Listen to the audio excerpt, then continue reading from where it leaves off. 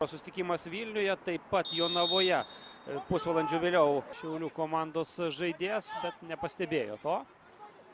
Ir pirmasis rungtynių įvartis. O kasgi jį muša?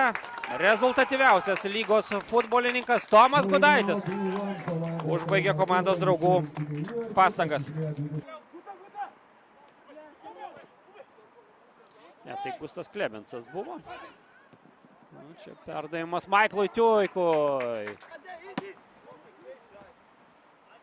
Dedūra vienu lietimu nusprendė sužaisti. Maiklas Tiuikas prie baudos aikštelės, taisosi kamuolį Brazilas. 2-0.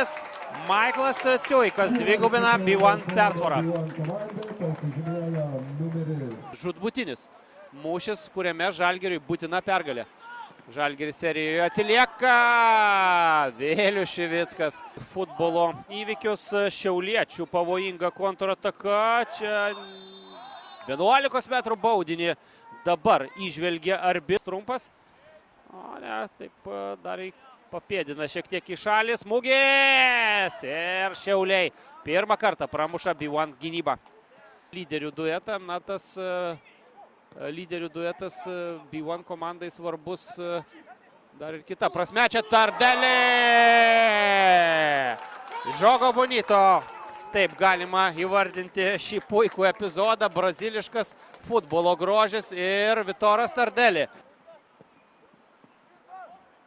Šiauliečių išpuolis dešiniuoju pusiau flangų. Čia jau baudos aikštelėje Šiauliai ir 3-2. Šiauliai švelnina dar sykį rezultatą šiose rungtynėse. Vėl Jucius perima kamuolį. Maiklas Tiuikas. Brazilo dublis ir 4-2. B1 komanda pasižymė ketvirtąjį kartą, antrąjį savo įvartį.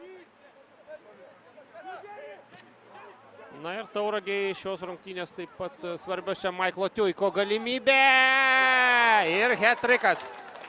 Maiklas Tiuikas siautėja LFF Kauno treniruočių centre ir pelno savo hat-triką. 5-2. B1 triumfuoja akistatoje su Šiauliai B komanda. B1 komanda su 17